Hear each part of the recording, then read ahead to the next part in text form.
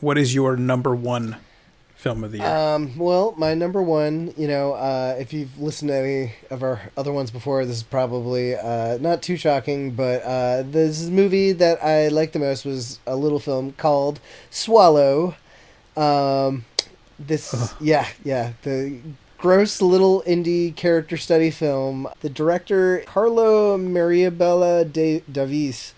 Never seen any of their stuff. Is he Italian or? I want to say Spanish, but I honestly have not. I'm like literally pulling up the IMDb right now. I probably should have done some research. I would say Yugoslavian or something maybe. I don't know. It's very it's a very pretty movie. I think this is their first full feature. Like I'm looking at their IMDb and it looks like they've done some shorts years ago, but yeah, and I think the thing with this is like, so much of a movie experience is sometimes it's just like, where your head is at when you see a film. And I think for me too, it's just like the unexpectedness. Like this was a movie I think I had heard some things about and, it sounded kind of interesting, but I just assumed it was going to be way more exploitation-y than it ended up being. I think I caught this on somebody was doing like a movie party and threw it on as a double feature, and I just ended up falling in love with it. I think it's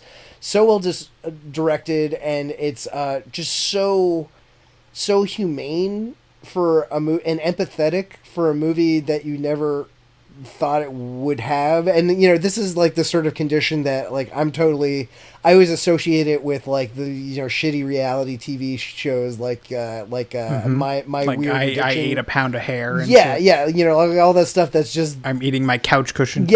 Chew on light bulbs or whatever.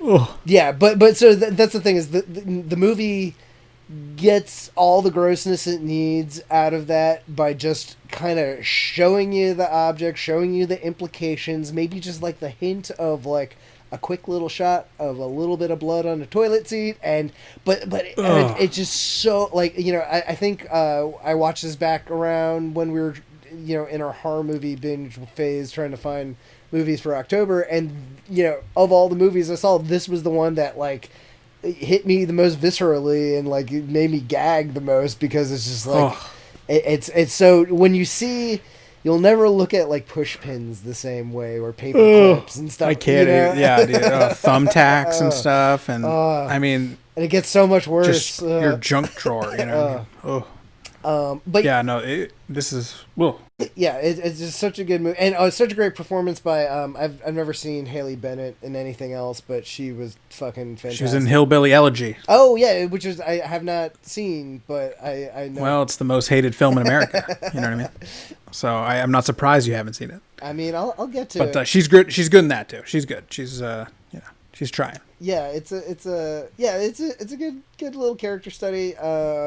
Yeah, I would say I feel like all of these movies, if they're not on Amazon, will end up on Amazon soon. So if you see it, I suggest you give it a watch, because I feel like it's a movie the type of movie that you throw on because you're bored and then it just wins you over or whatever. Like I said, like that IFC at 2 a.m. type of film. That's always my favorite type of film. So I think is this an IFC? Yeah. Oh yeah. Actually, Studios film or something. I think it is IFC, right? IFC Pictures or whatever they're called. Yeah, you're totally right. So yeah, good on them. And yeah, like I don't know, I felt a little weird putting it as the first just because it's not the biggest, or there's probably more grandiose movies to pick, but it's definitely the one that like stuck out the most in my head when I think about the 2020 movie season. Yeah, I think I guess I'm only surprised because to me, like, I don't want to ever see anything of this movie ever again after seeing it. So I'm shocked that it would be in your like, it was one of my favorite films of the year. When you suggested it to me, I just found it online and watched it. I did not Google. I didn't watch the trailer or anything. I didn't know anything. I didn't know anything about it. And I think that's the best way to see it. Yeah, the trailer gives away too much, honestly. But I'm so glad that you did, because I feel like that's the type of movie not me. And yeah, same thing. Like I agree. I don't know. I probably would rewatch this again because I'm weird, but like it's all about that initial reaction. Like, you know, whatever, if you can get me to react that deeply on the first viewing, it will like stick in my mind forever. So, you know, granted, you don't want it to be, there's got to be some artistry there and everything like that. But yeah, you know, it's like one of those things where it's like, it's hard to tell. I guess I like also the random movies a little bit more, because you can tell those feelings are true. You know, it's not like you kind of like got sucked into the hype machine for a movie coming out for a while, or it's not like, you know, like I'm thinking of ending things to come out for 2 years, so I'm probably a little bit more primed. Zero expectations. Yeah, it's okay, this was a weird fucking movie that I almost feel, you know, there's a little bit of that in First Cow too, I think, like, just describing it to people, I'm like, no, I know I sound like an asshole, but I swear it's good. But this especially, I feel like, feels like something pure in this world of, you know, fakeness or whatever, so. Yep. Unnecessary bowel surgeries are the way of the future, my friend. Yeah, that's the highlight. If there's anything that's more 2020, it's just a movie that makes you want to puke. Right. Oh. So.